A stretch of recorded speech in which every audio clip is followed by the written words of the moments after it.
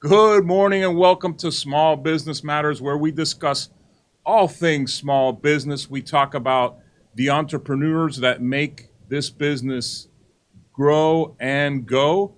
We also talk about some tips and tricks that they use to help their businesses go and be supercharged. And we're also going to talk about them personally so that we get to know them a little bit. So today, without further ado, I welcome Luis Izquierdo to the show. Luis, Thank you, Carlos. thanks for coming on the show. I really you for appreciate having it. me. So, Luis, you've been in this community for a long time. You've been an entrepreneur as long as I've known you. I've known you a while now, and just wanted to get to know you a little bit personally, and then we'll talk about your entrepreneurial journey. Okay. And like I said, I thank you for having me here today. It's a great way to start the morning. You start the morning this late, Luis? No, yeah, well, I try to after I drop off the kids. But a little bit more about me, and you've known me for a little bit. I've been in sales for as long as I can remember, right? And it's all trial and error, and it gets to the point where you want to stop doing the trial stuff. You want to make sure that now it's paying off. So my whole journey, I've sold shoes, I've sold tires, I've sold women's shoes, I've sold you name it, pretty much I've sold it, right? Um,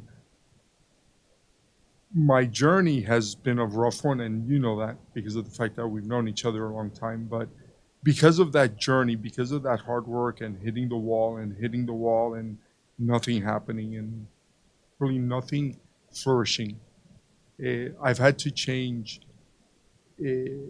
my business sense in the insurance industry because you know me, I work with life insurance and financial products. But I got to the point in my life after I worked at a prior company. I was there 10 years. It wasn't as fruitful as everyone said would be in the insurance industry, and I decided, wait a second, I'm just doing the same thing everyone else does. How can I differentiate myself from everyone else? And I realized that if you're in sales and you're not looking to just make a little difference in your presentation and your person, there's never going to be that change, right? It's like that old saying, if you're a fly and you hit the window and you don't look the other way, you can see that the door's open. So, I want to back up a little bit. Okay. Because you've sold, like you said, almost everything. So what did you learn, if anything, from each of those stops along the way? Selling shoes is not like selling tires, is not like selling insurance. So how old were you when you started selling shoes, and how did that all go? I was 17. I was working at an international mall at a place called Castleby Shoes. Ever since then, it's been gone and it's named other things. But there was another place that I originally started with. It was called DeMilo Shoes, and it was women's shoes. Completely different, sales. In what way? In what way? Women are more, men are pretty much, yeah, that's what I like. Give me two or three of the same shoe in different colors, and I'll take it. Women, and it's a good thing, right? Because that's what makes us so unique. Women are more like, they like, they'll go in there for a stiletto and then they'll end up with a flat, right, heel. But what's nice is that they're so detailed in what they want to choose. Yeah, the sale's longer, and as a kid, you're like, man, just let's get the sale over with. I got to go to the next person. Right. But what I learned from that, patience, right? Okay. And when you show patience, that transforms to caring, right? And I believe that today, because of everything I learned, selling shoes was completely different than selling tires. Tires is that commodity that everyone needs. Yeah, everyone needs a shoe, but a shoe can last you 5 or 6, 10 years, and you don't have to really get another shoe if you take care of it. But as far as the tires are concerned, I learned that it's you have to decide what you want to get from that client. The client is going to come into you with a certain size, but as that's an enticement that you have to give me. Okay, I'll give you this price for that tire, but you have to buy my not so big of a seller. You know, you have to buy so much for me to give you that price I'm telling you about. So it was more of a, sometimes I say it as a bullying thing, but it's not. It's just using a tactic where, yeah, you're a great client. You know, I always take care of you, but you got to help me out as well. You know, I got to get rid of some of these tires from the warehouse to make room for more stuff that you need, right? So it worked, and I learned that, you know, once again, the patience, and you have to be somewhat aggressive, but not in a Not in a pushy way? right, Okay. right. And that's what I've learned all that time, that just show kindness, right? And listen to them. People don't like to be sold, but they love to purchase, right? So in everything I sold, I didn't know that at the beginning. I started to learn that now later in life, right? And sales has changed during the years, but because of that learning and that molding, it's led me today where now my insurance sales isn't door to door anymore like it was 40 or 50 years ago. Nowadays, I go directly to business owners and I get in there with my product, but my vision isn't the business owner, it's the employees. Because most of these business owners, especially because of the pandemic, they want to retain all their clients, all their employees. Their employees. Right. So a lot of them say, well, you know what? Explain to them the same thing you did to me in ABC fashion and let them choose. But whatever they get, make them realize that I brought you here to give them the opportunity, and that I will reciprocate and pay a percentage of whatever they're going to purchase. And that way the employer is the hero, so to speak, because they brought you in to help the employees out. Right. And then what happens is, you know, I'm sure you've probably heard it from people you've interviewed or business owners that you've done business with, Carlos, is that you have to take care of them. You have to, you know, take them by the hand, and you have to, you know, make sure that they're okay. But what happens is, if you don't, oh, Carlos, you know what? I need a loan. Can you upfront me my next week's pay so I can take care of one of the issues I have? Mm-hmm. You don't want to have that either, you know. And unfortunately, the financial industry and education in this country is not so good, right? They don't teach us stuff like that in school. Right. That's a great point, that in school, you know, you may learn math, reading, whatever, but not how to, for example, do a job, land your first job. And financial literacy, I think that's changing now, Luis, in schools. I think there are schools out there that are teaching financial literacy. And I am still financially illiterate. I have to admit it. But tell me a little bit about, because you mentioned, and this, I'm very curious, I ask all salespeople, is how do you handle rejection? Because this is kind of like baseball. Right. You know, if you're getting 3 out of 10 clients, you're doing really, really well, but you don't always do that well. So as a salesperson, I think you have to be made up a certain way where rejection is not going to, you know, send you into the tank, so to speak. Right, right. So how do you handle it? You know, I guess it's the years that I've been in sales that your skin becomes very, very thick. But I handle it with when I go see you, I'm not thinking of the sale. Okay. I'm thinking of the education, right? And people say, yeah, but you need to sell. Yeah, I know I need to sell. But how am I going to sell something to you, especially financial products that you need to be educated on? That education, I can't just tell you in 10 minutes. I have to kind of give you a presentation where it focuses on those issues that we all have, right? People live paycheck to paycheck. I have clients that I tell them, you don't have a wealth creation product, or you don't have a life insurance. So if you pass away, but you pay $1,000 on your BMW or your Mercedes, and sometimes you have to push it to the gasoline station because you ran out of gas.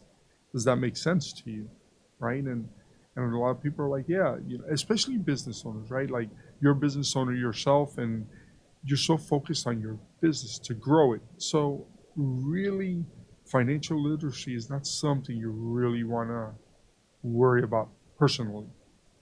For your business, you're a stud. You know exactly what you need, but you don't want to take from Peter to pay Paul. Right. And that's what 90% of all businesses, they do. They go, oh, no, I just take today and I'll pay it back to the company. That day never comes, right? So Right. you have to be careful how your personal finance has to be intact so that your business finance is even better, right? And like we were saying, yeah, they're teaching now in high schools financial literacy, but they're still teaching you how to write a check.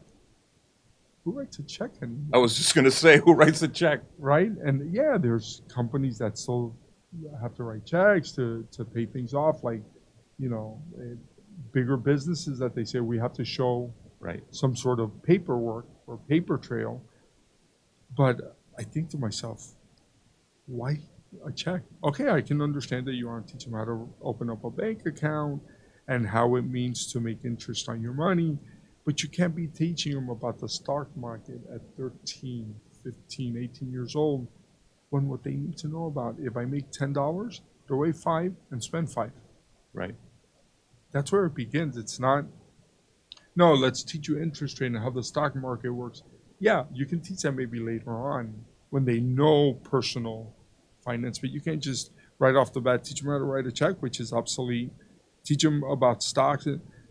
If me at 54, I still have issues understanding that market, how do you think a 13-year-old or a 15-year-old, 18-year-old is going to understand it?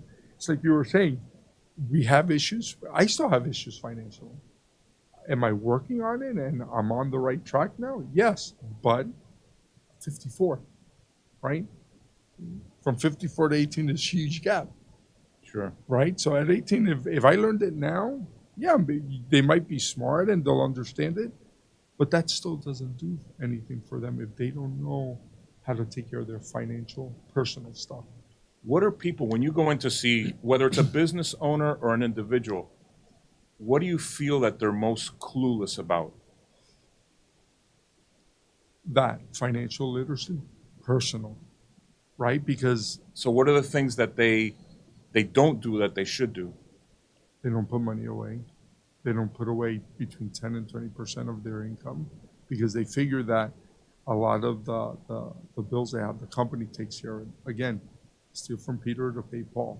That shouldn't be the case. Whatever you have with Peter should stay with Peter, right? To pay your business stuff and your company information. But don't start saying, look, I owe $1,000 a month and I'm short personally. Then something's going on. There's a disconnect. There's a you know how you have 2 wires? There's a disconnect on that part that it's not reaching Right. that electrical current on the personal side. So and mostly right now, Carlos, I decided that I've shifted so much my business by trial and error, as I mentioned. And going to business owners is exactly the best thing that I've done because now I go in as a broker of my own agency. Now I'm talking to these individuals that are owners of big companies. Now they see me as their equal. I don't go in and saying, well, I'm an agent for this company, right? No, I'm a broker and this is what I have to offer you. And if you don't mind me saying, for a lot of the salespeople out there that still come to me, as I think I was mentioning before, I do want to sell insurance with you, but are you going to send me leads? I go, you're getting into the business because you've been in sales and you should have people you can talk to, right? Based on whatever sales you had. Right. You've probably sold business owners and personal, but the reason why I changed my speech and my vision is because that owner is talking my language, right? And when I can bring him service and value, which I'll get to that in a second, they want me to get to their employees. So at this point, you're talking business owner to business owner, not I'm an insurance salesperson and here's my Correct. products. Yep. I remember when I first met you, Luis, that you pounded the pavement. And how many phone calls a day did did you I would that? make over between 100 and 150 phone calls a day. That just seems crazy. It was crazy. And it was to individuals that supposedly were in the market to get insurance, right? But what happens with that is those are some leads you buy, right? But half the time I would call out of those 100, hey, listen, I've gotten called from 5,000 agents. I don't need insurance anymore, right? So when I decided to change that, because that only got me so far, and you know my story on that side. So for that 10 years in that company I was at, those were probably the darkest 10 years of my life, right? As far as income, as far as bringing happiness to my family, right? Because if I'm suffering, it shows in my family life, right? I never got to the point where I was abusive or anything, but mentally you're thinking, man, I'm going to say it this way. I felt like a loser, right? Because you're pounding the payment and you're making those calls every day. You're thinking, man, I'm getting 2 people out of 100, 150 people. I said, man, there's something wrong here, right? So before I left that it did get to you. It did get to you, and rejection. I mean, it was a high rate of rejection at that point. Yeah, it was huge. So I think that because of that, I've molded to who I am now, right? I had to go through that. Unfortunately, it's a journey, right? So I had to go through that to learn, why am I spinning my wheels and I'm hearing that so many other people are having successes and I'm doing the same thing as they are. I'm not seeing any income, no results, no nothing. When I decided still at that company to change my vision to just hit business owners, now I was able to go to city halls. So this is... What made you make that change? What sparked that I'm going to desperation. Desperation. Desperation. So you said this is my next trial and error thing? Or I quit. Okay. All right. That or I quit. After 10 years, you don't want to quit. Right. You don't want to quit because you've put too much effort. You've learned the business. Oh, yeah. And to try to begin something else, I said, no. This is not that I don't know the stuff. It's just hitting the right people. Right.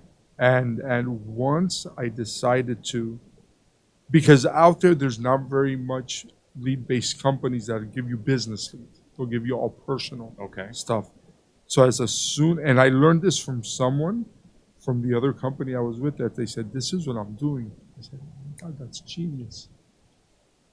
I would go to the city halls. I might pay $3 for the list. They might not charge me anything. These are what list of business owners? Business owners. Okay. From now 2003 to 2000, let's say 18, 5 years back. When you start calling, it's a completely different call. I'm a broker. You're the owner of your business. And most of them said, listen, can you please help my salespeople? Because they don't even do that. Do what? Make the calls. Oh, just making the call. Yeah. Because most, and this is what I've seen, most salespeople say, I'm better on the street. Oh, crap.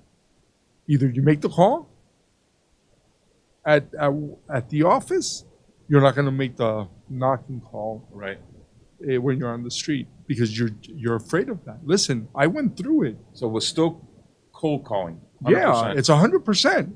They might give you a list, but if you don't know, people think that because you're a salesperson for a company, you have to run that like your own business, right? Okay. You have to run it as, I'm a salesperson in the company, but really, I'm running my own show. Yeah, I have someone I have to reach to and give my figures to, but if you don't make a change in your vocabulary, in the way you present yourself, and you just say, look, I'm just a sales rep, they don't see you the same.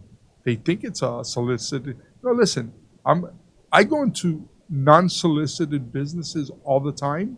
I never have a setback.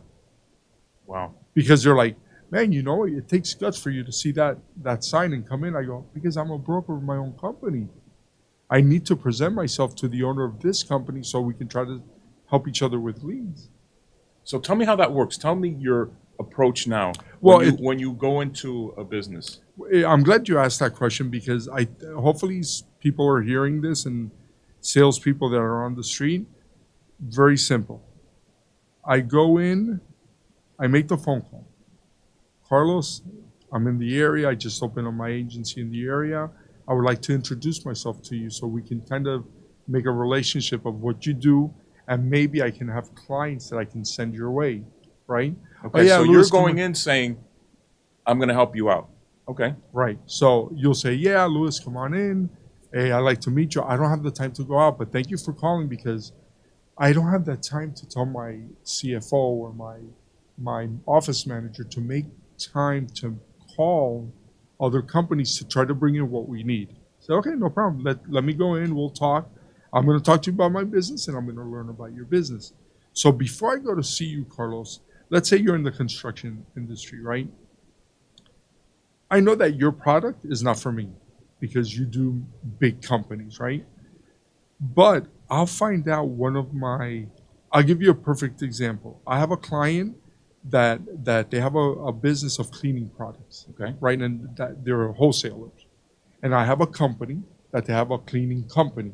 They clean offices like this Okay. one. They go to different businesses, right? So I'll research and I'll say, okay, you know what? My client over here could use and save some money if he buys products from over here at wholesale. So since I know already from the beginning I'm not going to be your client, I already got under my sleeve that company's name, right? So I'll go in there and say, oh, Carlos, look, it's a pleasure to meet you. I'm here for 2 reasons. The first reason is I want you to tell me what you guys do, and if I can be if what you do can help me personally, I'll be your client. Would you like that? And they'll say yes. Yes, of course. In their mind, they're saying, this guy's crazy. He's nuts. How is he going to come in here? He just met me, and he's already offering to be a client, right? Okay. And then I tell them, then I'm going to show you what we do, and if personally it'll help you, you'll become my client, right? Of course they're going to say yes, So right? you're conditioning them to the yes. Right. Okay. Then, when you explain to me what you do, I say, man, you know what, Carlos? I really, on a personal level, I can, but guess what I brought you? Here's a client of mine that needs your service. Inside your mind, you're thinking, I don't even know this guy. And he's already bringing me a client, right? Okay. So that's already, now the rapport in that ice wall is broken, right? And so what I'm doing is my old client, I'm getting him on the hook. He's got to send me more people, right? Because I just gave him a client that's going to save him money, right? Okay. The new guy is saying, damn, he came in. I don't know this guy from Adam, and he's already giving me a client. I need to do something to reciprocate. So that's a good first impression right there. Super. Yeah, I've got them already under my arm, right? They're already my friends for life. Then, on top of that, nowadays sales have changed so much that a sales rep cannot just sell their product. You have to bring benefit and value to the client, right? How do you do that? So I've created my own kind of like Angie's List, Okay. right? So what I do is I'll kind of go in, and before we start the conversation, I might look around and look at the phone system and see pictures or whatever, and I'll say, hey, by the way, how long have you had your phone service? Oh, Luis, you don't understand. This is such a I need to change. Do you do that? I go, no, but I have a partner that'll come in, and right as soon as he comes into your door, he's sending you 50% of your bill. He goes, oh, you can do that for me? I go, let me give you the contact. Once again, another hook on my side, right? Right. Then, on top of that, I'll say, who are you using for your merchant services? Damn, you have someone for that too? I go, yeah, I would like to save between 2 and 3% on your swipes and kind of put it on the bill as like a service charge in order for you to put that other money in your pocket, right? Which is great because then they're thinking, wait a second, didn't you come here to sell me insurance? Oh, yeah, I did.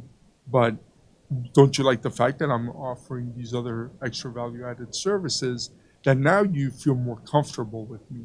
Right. And you feel like, man, if this guy's giving me not just a client, but he's offering me how to save money on my business, of course I'm going to reach out to these people because now I feel comfortable with this gentleman, and he's probably going to send me someone that's just as good as he is. Your strategy then becomes you're almost like a one-stop shop for small business.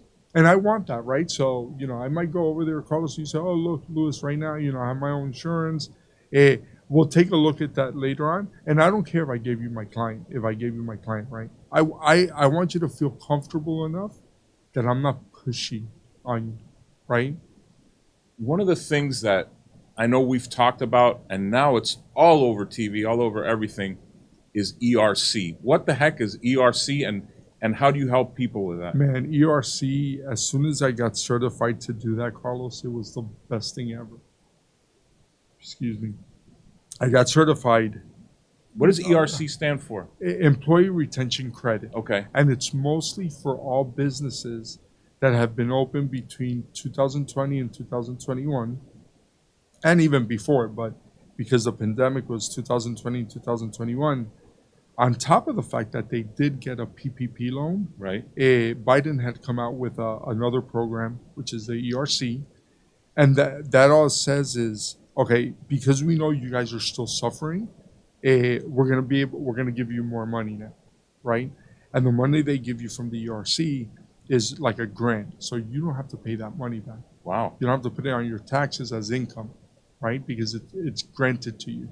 People aren't aware of that. I don't think. No. And what happens a lot of is now you start hearing it more because I'm starting to hear more commercials on it. Right.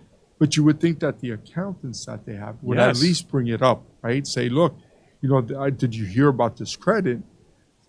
And they don't. You're absolutely right, because I know a business that you helped out, and when you talked to me about it, I said, have you ever heard of ERC? Well, let me ask my accountant. The accountant just didn't know anything, wasn't sure if it could happen, all those things. So you're spot on. Yeah, so that's why I bring all these added values, because I don't want you to just see me as your insurance guy. Okay. I want you to see me as, man, you know what? Every time they think of a roofer, Luis, hey, do you have someone that's a roofer or someone that does plumbing? Hey, Luis, do you have someone that's a plumber? Yeah, that's why I've created my network with you guys, right? Because that's how we met. Right? So I know that there's someone that needs social media or whatever that has to do with marketing. I don't have to call anyone else, right? Yeah. And I do, my eyes closed, I recommend you because I know that you're like an extension of our group, right? You're not, nowadays it's hard to give bad service because they're the first ones, the client, that'll put you on Yelp and give you bad reviews. Right. So you can't do that. Yeah. It's not like in the old school, oh yeah, I don't want to recommend anyone because they might. Yeah, but that was the old way of thinking. Nowadays you can't hide from that. Interesting. You're being seen from everyone. But some advice to the salespeople out there, bring more service. Bring something that's out of your comfort zone, right? Make sure that some of the clients you meet with, your business owner people, you can help them grow their business. Don't worry about them giving you a commission. Think about that if you bring business, they're going to definitely send business to you, right? And like I said, most of the business I'm looking for is to work with all their employees. And so you go in, you offer whatever, XYZ service, you may not sell insurance on that visit. Are they also not only buying insurance from you eventually, but are they sending you referrals? Yes. Okay. Yeah, because once you give them that carrot, and you gave it to them, you didn't just dangle it. You gave it to them, and they did business. They're thinking, wow, this guy really was talking crap, right? He gave me someone that all I had to do was take the order. And now they might be clients now on a monthly basis, right? Because they need to buy those products every month or every 2 months or whatever the case may be. But once you go in with, you have to it's kind of like a surrender, right? You have to kind of have faith in yourself that what you're doing is okay. Don't worry about what people tell you. Oh, no, don't give them a lead because, and then they're not going to send anything to you. No, I know they're going to send something to me. Maybe not now, maybe not later, and maybe never. But in the background, someone's working for me. Okay. Right? As yourself, you send me people when I've done things for people that they haven't sent me anything, someone in my group has sent me clients, Okay. right? And I know, knowing you, I know that you're a good person and you really want to help these businesses out. So I think for you anyway, that's where it starts. Yeah, and you kind of can, and what I try to tell a lot of the agents that even come to work with me, I go, frustration comes from you already making in your mind that fantasy that you're going to sell right on the spot, and then you leave Interesting. there and oh my God, I failed, I didn't. No, just go in there as a conversation like we're doing now. Okay. Go in there, educate the person, make sure that they know, because sooner or later, even if they have their policy, maybe not now, maybe in 2 months they say, well, you know what, I remember Luis told me that about my policy. Let me take a look at it. And then they'll call you because they have no idea what they're looking at. Yeah. And Yeah, that would be me. and I don't charge for just analyzing your policy. And I'm the type that if it's a good policy, I'll tell you, stay with that policy. It's a great Got it. policy. But if not, I'll tell you, look, this is what's good about it, and this is what's bad about it. Then you make your decision. I'm not going to go in there and say, no, this one's not a good policy because it's with this company. You're not going to get the same rate of return. No, man, just tell me ABC. Make it simple for me, right? Okay. I'm an expert in what I do in my business. I'm not so much an expert in my personal stuff. Luis, I know that there's a lot more to talk about, but we are out of time, my friend. Awesome. Thanks for joining Small Business Matters, and we'll see you next time. And I appreciate it. Thank you, Carlos.